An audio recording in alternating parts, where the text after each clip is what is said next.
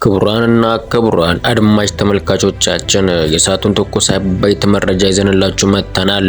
ዜናዎችን ወደ እናንተ የምናሰናዳው ድሬ ዜና እንሰኛለን። ቤተሰብና ቀድሞን የምትሹ ሰብስክራይብ ላይ ሼር በማድረግ አጋርነቱን ይግለጹ። በቅድሚያም የሰዓቱን አርዕስተ ዜናዎች የምናሰማ ይሆናል። እስከ ዜናዎቹን ፍጻሜ አብረውን ይዝለቁ። ሀሳብና አስተያየቶን በኮሜንት ላይ ይግለጹ።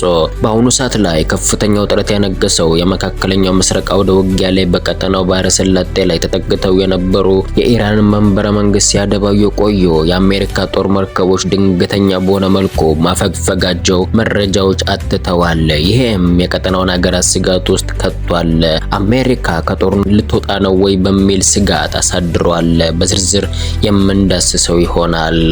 በእሳት ወላፈን የምትለበለበው በውጊያ ውስጥ ያለችው ዩክሬን 200 ሰራዊቷን ወደ መካከለኛው ምስራቅ በመላክ የኢራን ድሮኖችን ለመመከት ከአሜሪካ ጋር እንደምትሰለፍ አትተዋል ገልጸውም አለ። ከአሜሪካም ተለዋጭ ነገር እንደምትፈልግ አሳውቀዋል።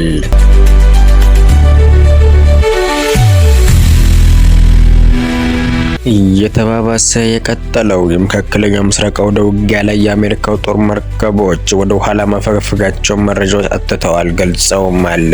ሚሳኤልና ራዳር ተዋጊ ጀቶችን የሚያነገቱ የዩኤስኤ የጦር መርከቦች የነበሩበት ቀጠና ወደ ኋላ ማፈግፈጋቸው ተሰምቷል።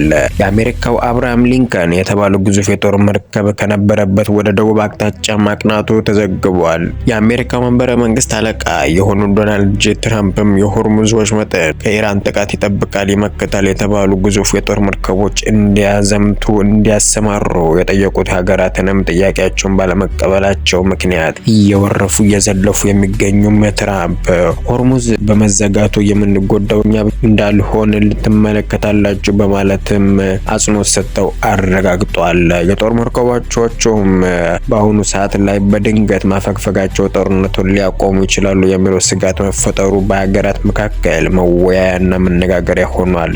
እስራኤልም በዛሬው ዕለት በአየር ጥቃት የኢራን መሰረተ ልማቶችን ያወደመች ሲሆን ኢራንም በጎልፍም ሀገራት ላይ ከፍተኛ ጥቃት መሰንዘሯ ተሰምቷል። በተዛማጅ መረጃ መሰረትም ከሩሲያ ጋር ለአራት ተከታታይ ዓመታት ጦርነት ውስጥ የምትገኘው የዩክሬን በመካከለኛው ምስራቅ ውስጥ ለመዋጋት መሰለፏ ዘገባዎች ያትቶማል። ዩክሬን የአሜሪካና የአውሮፓንን ትኩረት ድጋፍ በመቀነሱ ብቻዋን ሩሲያን እየተጋፈጠች መሆኑ ያትትማል። መረጃዎችም ይዘልቁማል። ፕሬዝዳንት ዜሌንስኪ ብስታቸውን እያሰሙ ዘልቀዋል። በመሆኑም በመካከለኛው ምስራቅ አውደ ውጊያ ባስከተለው የነዳጅ ቀውስ አሜሪካ በሩሲያ ላይ የጣለችው ማዕቀብ እንድታነሳ በመገደዷ ሩሲያ ለተለቱ ኢኮኖሚ እያፈረጠመ እንዲሄድ ስለሚያደርገው በዚህ የደነፉት የተቆጡ ዜሌንስኪ በውጊያው ላይ በልዩ መልኩ ለመሳተፍ ብቅ ብለዋል። ፕሬዝዳንት ዜሌንስኪ አሜሪካና አጋሮቿ ባቀረቡላቸው ጥያቄ መሰረትም ከ200 በላይ ተዋጊ ሰራዊትና ልዩ ባለሙያዎችን መላኳ ተመላክቷል። ወደ ውጊያው ላይ በመሳተፍ የዩክሬን ሰራዊቶች የኢራንን ሰው አልባ ድሮኖችን በማክሸፍ በጦርነቱ ተሳትፎ እንዳላቸው አስታውቀውማል።